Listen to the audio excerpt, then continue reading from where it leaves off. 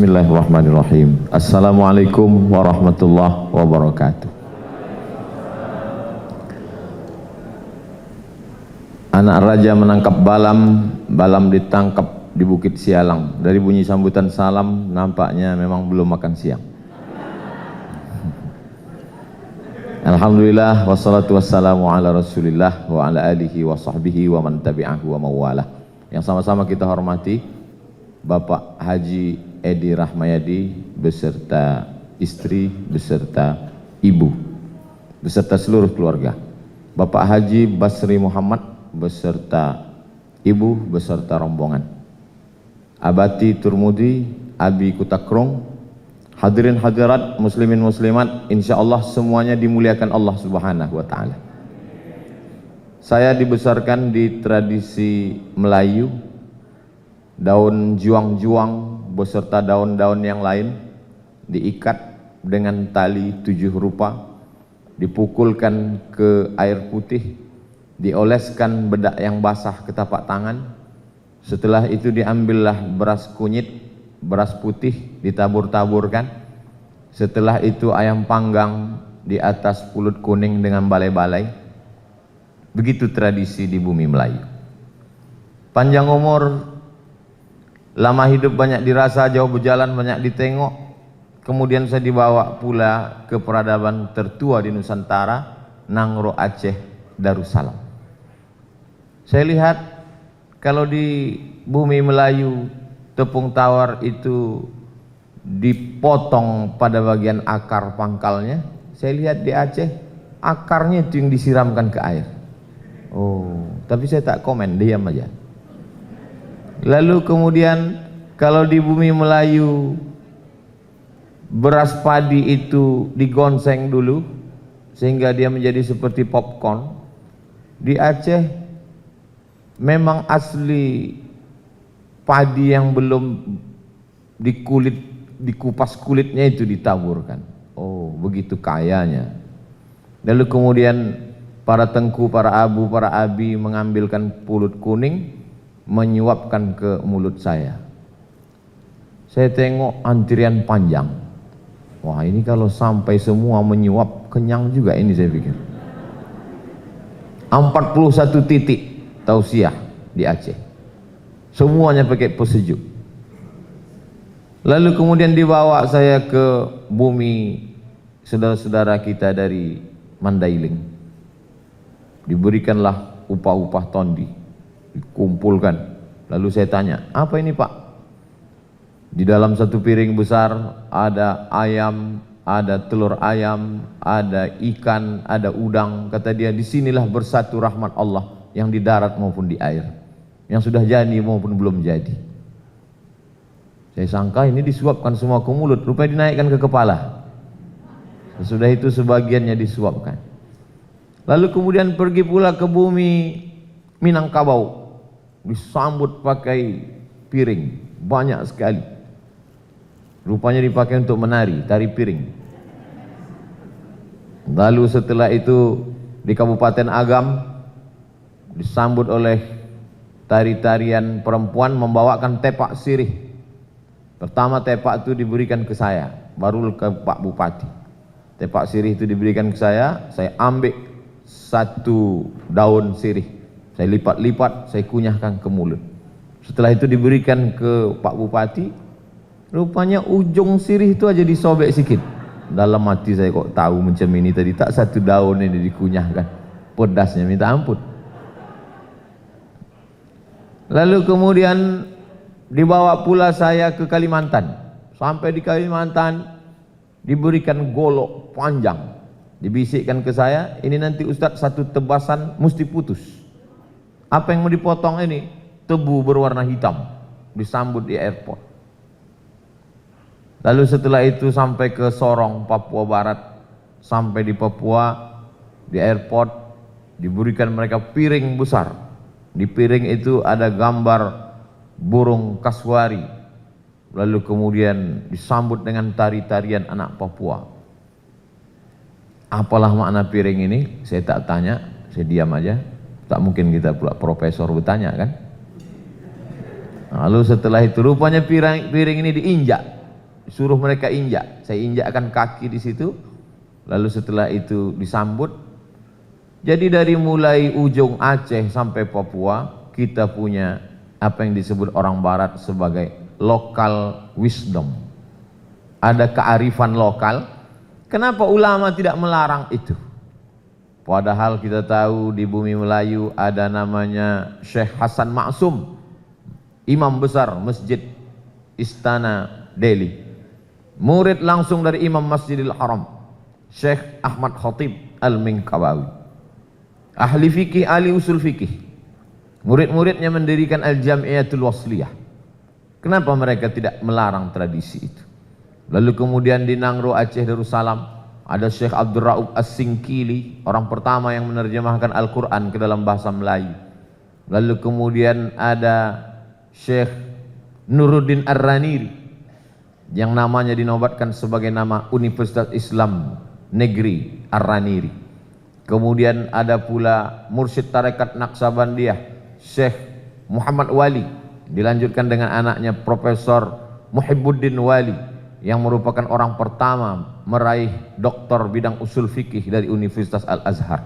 Kenapa mereka tidak melarang, mengatakan itu perbuatan mungkar, perbuatan bid'ah, dolalah, masuk neraka.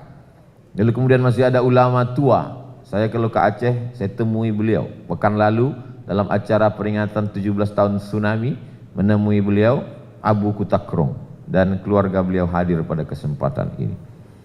Lalu kemudian di Sumatera Barat pula ada ulama besar Inyak Candong, Inyak Jaho, Syekh Sulaiman Ar-Rasuli, pendiri Persatuan Tarbiyah Islamiyah. Lalu di Kalimantan ada kitabnya dibaca di seluruh kerajaan Melayu sebagai pegangan dalam bidang fikih.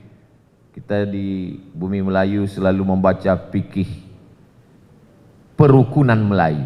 Perukunan Melayu itu merupakan intisari dari kitab yang ditulis oleh Mufti Kerajaan Banjar Syekh Muhammad Arsyad Al-Banjari. Nama kitabnya Sabilal Muhtadin. Sabilal Muhtadin itu merupakan syarah dari Aceh, yaitu Siratal Mustaqim. Ditulis Nuruddin Ar-Raniri, disyarah Mufti Kerajaan Banjar Sabilal Muhtadin, syarah As-Siratil Mustaqim. Kenapa ulama Nusantara tidak melarang tradisi-tradisi itu? Ternyata setelah kita pelajari, ternyata di dalamnya tidak merusak akidah, hanya sebatas tradisi.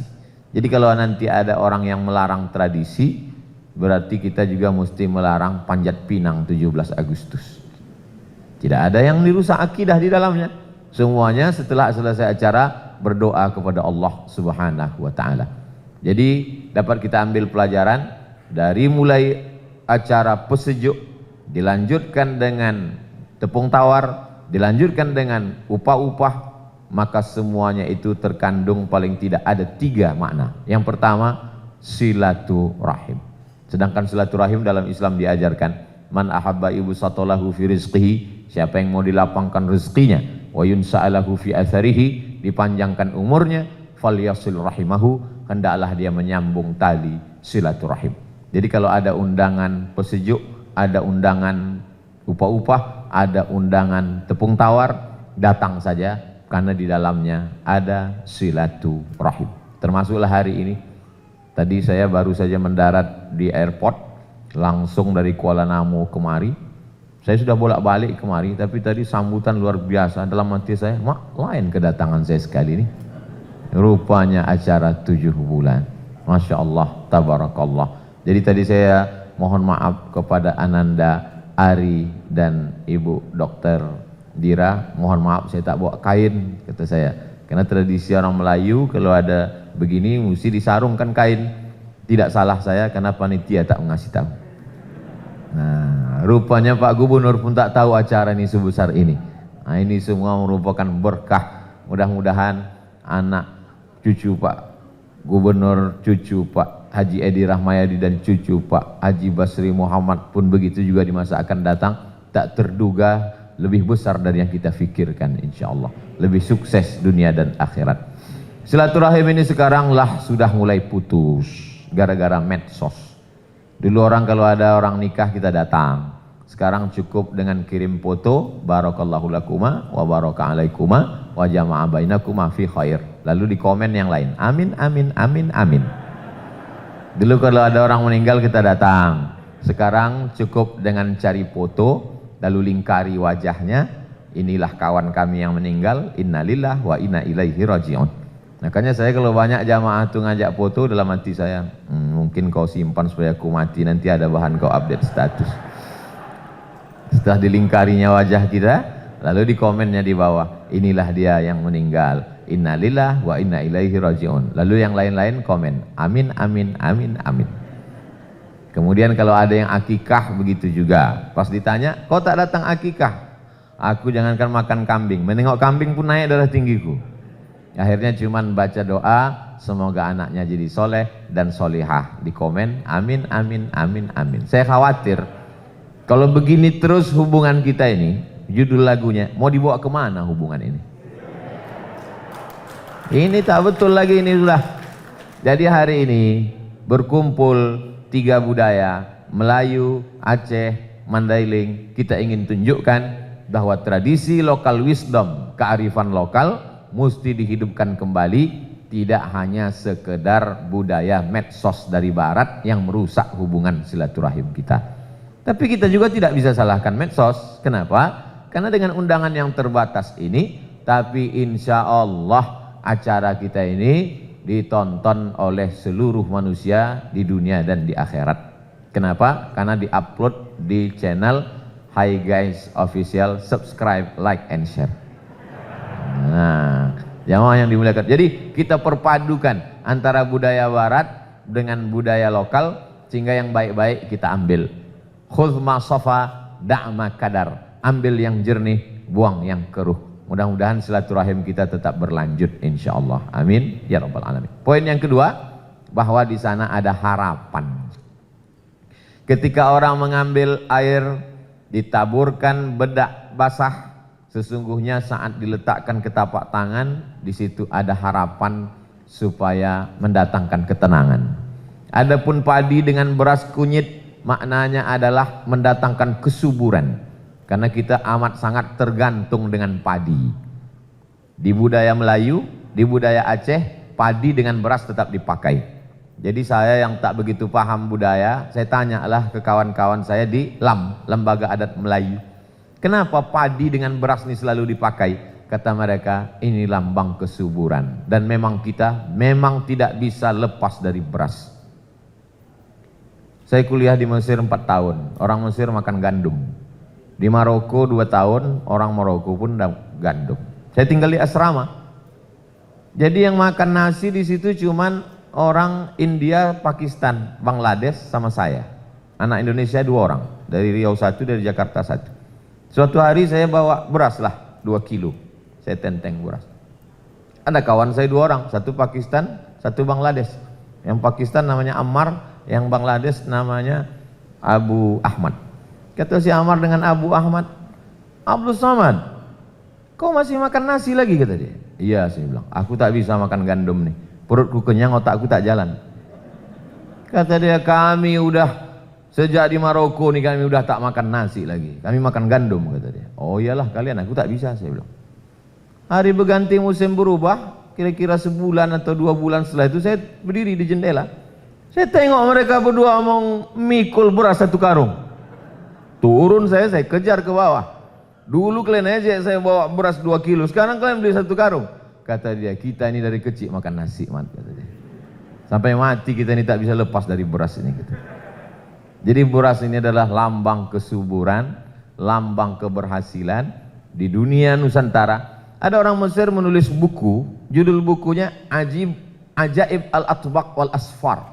Keajaiban piring dan perjalanan. Dia seorang wartawan Mesir. Jadi setiap dia pergi keliling dunia, dia tulis perjalanan dia. Aku pergi ke Perancis, aku pergi ke Inggris, aku pergi. Dalam kitab Ajaibul Atbaq wal Asfar, keajaiban-keajaiban dalam perjalanan selama dia keliling dunia itu, ditulisnya di situ. Yang paling ajaib adalah ada di dunia ini orang makan nasi 1 hari 3 kali, kata dia. Itulah Indonesia. Pagi makan nasi, siang makan nasi, malam makan nasi. Dan memang kita dari kecil 5 kali bahkan.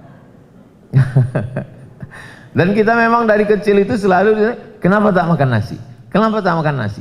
Jadi kalau hari ini tiba-tiba ada orang memaksa dirinya untuk tidak makan nasi, itu memang sudah salah dari kecil. Kalau memang mau tak makan nasi, dari kecil tak usah kasih makan nasi. Kasih makan rumput. Kita ini makan nasi.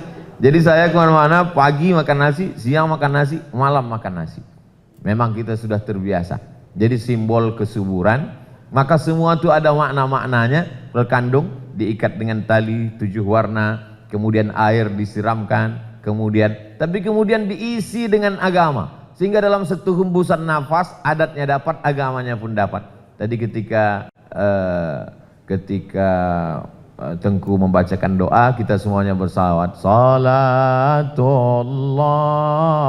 salamullah ala taha rasulillah. Kenapa? Karena salawat itulah yang membawa doa kepada Allah Subhanahu wa ta'ala. Tak terima doa kalau tidak ada salawat. Maka man shalla alayya salatan, siapa yang bersalawat kepadaku 1 kali, sallallahu alaihi biha asyra, Allah balas 10 kebaikan, wa huttat anhu asyara sayyiat, ditutupi 10 kesalahan, wa rufi'at lahu asyara darajat, ditutupi 10 dosa dan kesalahan, dinaikkan 10 tingkatan kemuliaan. Yang pertama silaturahim, yang kedua ada harapan, yang ketiga apapun nama tradisi tadi, baik tepung tawar ataupun upah-upah ataupun pesejuk, maka sesungguhnya tiga-tiganya tetap ditutup dengan doa. Jadi semuanya, walaupun mungkin ada yang menetes air liurnya menengok udang goreng itu tadi, tak usah terlalu dipikirkan, tapi doanya dapat insya Allah. Maka kita semua doa. Nampaknya kita sedang mendoakan 2 anak kita tadi, Ananda Ari dan Ibu Dokter. Tapi sesungguhnya kalau kita aminkan doa tadi, Allah kirim malaikat. Apa kata malaikat? Amin. Kabulkan doa orang ini ya Allah. Walaka mithluh, kau dapat yang sama macam yang kau doakan. Itu makanya kita kalau ada orang mendoa, kita aminkan saja. Karena ketika kita aminkan, kata malaikat, kabulkan doa orang ini ya Allah, kau dapat yang sama seperti yang didoakan orang ini. Jadi jangan kita bersedih hati menengok mereka berdua didoakan, mengandung, lalu kemudian kita bersedih hati. Enggak, kenapa? Karena setiap doa kita itu diaminkan malaikat sesuai dengan makomnya masing-masing. Sama seperti anak kecil minta pisau. Anak umur 5 tahun minta pisau, tak akan dikasih. Bukan berarti karena orang tua itu tak sayang, justru karena orang tua sayang, itulah maka dia tak dikasih pisau. Karena kalau dikasihnya pisau anak umur 5 tahun akan melukai diri. Sesungguhnya apapun acaranya kita datang saja, ada pelajaran-pelajaran bermakna. Saat senang namanya tahniah, saat susah namanya ta'ziyah. Beda-beda tipis aja itu, pangkalnya ta, ujungnya ta marbutoh. Saat senang, nikah, walimah, 7 bulan, tahniah. Saat meninggal, sakit, tahlilan, ta'ziyah. Artinya apa? Ikut senang melihat kesenangan orang, ikut susah melihat kesusahan orang. Hari ini kita ini semua senang apa susah? Senang. Kalau ada yang hari ini hatinya susah, imannya diragukan. Karena sifat orang beriman, in tamsaskum hasanatun tasuhum. Ada orang-orang yang ketika kamu dapat nikmat dia susah hati. Wa in tusibukum sayyi'atun yafrahu biha. Tapi kalau kamu dapat musibah dia senangnya minta ampun. Ada orang seperti itu. Senang melihat orang susah, susah menengok orang senang. Hari ini kita sedang menunjukkan, aku ikut senang melihat Ananda Ari dan Bu Dokter. Kenapa Ustadz dari tadi menyebut Bu Dokter? Ini ceritanya panjang. Pak Gubernur tidak mau kalau saya ke Medan menginap di hotel. Kata beliau, jangan menginap di hotel. Saya pribadi pun sebetulnya tidak nyaman di hotel itu. Karena kita sudah pakai peci, pakai sorban, pakai sarung, macam-macam jumpa di lobi, di lift. Adalah orang yang pakaian belum selesai sudah diambilnya, dipakainya. Ada yang udah hampir siap resleting belum dipasang, jadi kita pun susah. Mau tak kita tengok takut turun lain lantai, jadi terpaksa juga. Nah, jadi kata Pak Gubernur, jangan tinggal di hotel. Baiklah Pak, jadi tinggallah saya beberapa tahun yang lalu. Kemudian datang Bu Dokter, Ustadz bulan berapa ada kosong? Saya bilang bulan Juli insya Allah kosong. Untuk apa Bu Dokter? Saya mau nikah Pak Ustadz. Sama siapa? Sama orang Aceh. Ini orangnya, Ananda Ari. Oh, insya Allah saya datang. Acara walimah nikah. Tiba-tiba dapat saya kabar waktu di Riau, acara pernikahan, tak diundang saya. Dalam hati saya, apa yang terjadi ini? Kenapa tak diundang? Rupanya, saya segan bertanya ke Pak Gubernur. Dalam salah satu acara disampaikan Pak Gubernur, sengaja kemarin nasihat pernikahan itu almarhum Ustadz Tengku Zulkarnain. Tak saya undang Ustadz Somad. Karena kalau dia saya undang, rusak acara nikah anak saya itu. Nanti orang asik mau foto sama dia aja. Oh. Jadi saya menjadi saksi dari mulai mereka sebelum menikah, sampai mereka menikah, digadang-gadang untuk tausiah, sampailah pada hari ini, sampailah nanti insya Allah melahirkan anak akikah, sampailah nanti anak yang lahir nih nikah, mungkin saya nanti tausiah situ. Nah, karena waktu itu, tapi bapak ibunya tepuk tangan dulu, karena waktu itu saya tausiah, mungkin bapak ibu udah tak ada lagi, tapi saya ada waktu itu. Aminkanlah. Jadi ketika kita aminkan, apa kata malaikat? Amin, kabulkan doa orang ini. Wala kamitsluh, kau pun datang juga, kata malaikat. Tapi karena tadi tak diaminkan, jadi tak datang lah. Jamaah yang dimuliakan Allah SWT. Jadi selalu kita ingin menjadi saksi tentang perjalanan hidup manusia, ada kebersamaan, ada silaturahim. Maka bersama kita di dunia, bersama kita di rumah pemimpin kita, bersama pula kita nanti di surga Jannatul Firdaus insyaallah. Kemeriahan ini adalah ungkapan syukur kepada Allah Subhanahu wa taala. Tapi juga di balik itu kita sedang diajak untuk mengingat kita. Jadi kalau kita datang acara pernikahan, kita sebenarnya sedang diingatkan tentang pertemuan kita. Kalau kita datang acara orang meninggal dunia, kita sedang diingatkan bahwa kita akan berakhir. Kalau kita datang acara akikah anak, kita sedang diajarkan bahwa kita sebenarnya dulu panjangmu cuman sejengkal, tapak kakimu 2 jari, kau berutang budi kepada manusia. Maka hari ini 7 bulan. Apa pelajaran? Bahwa ketika hormon itu berlebih, maka muncul mual. Dan lalu kemudian sensor hidungnya menjadi lebih tajam. Inilah nikmat pertama yang dirasakan ibu hamil. Saat hormon di tubuhnya mulai berlebih, tidak normal seperti biasanya, mulailah dia mual, mulailah penciumannya tajam dari seperti biasanya, sehingga ini sesuatu yang mempengaruhi psikologisnya. Morning sickness, kata orang kampung kita. Lalu kemudian setelah itu, dia pun menjalani hari-harinya, dari mulai tidak bisa tidur, dari mulai ada yang bed rest total, istirahat tak bisa bangkit, lalu kemudian dengan dibacakan ayat tadi oleh Ananda Ari, wahnan ala wahnin, lemah di atas lemah. Inilah ayat yang tak bisa ditafsirkan oleh laki-laki. Kalau saya tafsirkan ayat lemah di atas lemah ini, ibu-ibu ini berbisik, macam paham aja dia. Kami yang merasakannya. Ustadz mana pula Ustadz tahu. Wahnan ala wahnin, lemah di atas lemah. Lalu kemudian maaf, rahimnya itu membesar. Setelah rahim membesar, maka kemudian ususnya mulai mengecil. Lalu kemudian nafasnya menjadi sesak. Pada akhirnya, lalu kemudian tulang belakangnya membengkok, membungkuk. Dan pada akhirnya, dia akan melahirkan, dan itu yang tak pernah terbalas oleh kita.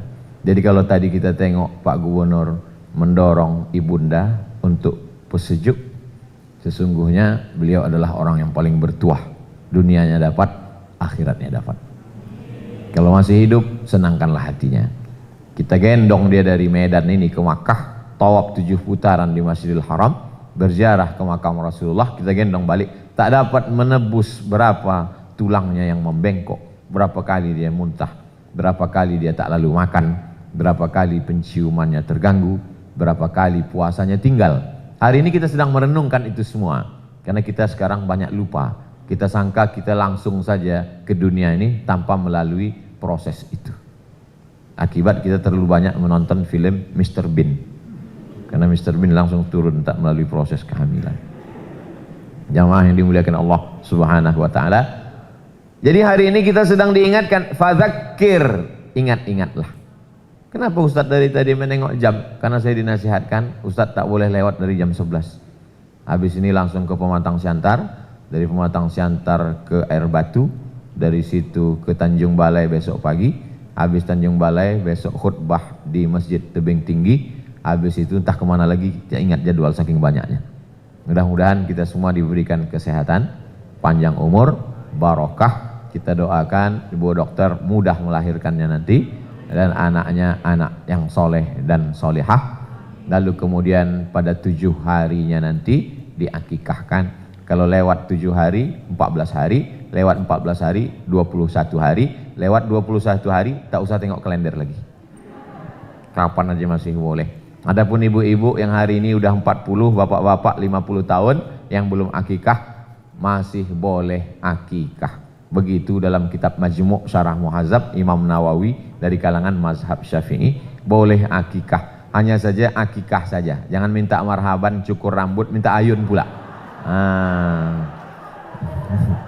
Takutnya putus tali ayunan itu nanti. Marhaba ayyanur. Begitu dibuka, nenek itu senyum. Bapak Ibu yang dimuliakan Allah Subhanahu wa taala, saya luar biasa ikut senang hari ini. Bukan main senang hati saya, senang melihat mereka bertemu, menikah, senang Pak Gubernur dapat menantu ganteng, pandai pula baca Quran. Kadang ada nampak kita ganteng, Iqra pun tak lulus. Ada pandai mengaji, tak pula ganteng. Yang lebih parah, sudahlah tak ganteng, tak pandai mengaji. Mati aja lah. Membaca Quran, keturunan orang baik-baik, hadir Abi Kota Krung, alim ulama, ikut senang hari ini, ikut berbahagia. Saya ucapkan selamat, barakallahu lakum fi auladikum wa ahlikum wa amwalikum. Terima kasih segala perhatian, mohon maaf atas segala kesilapan dan kekhilafan. Menangkap puyuh ke Bukit Selasih. Thank you dan terima kasih. Assalamualaikum warahmatullahi wabarakatuh.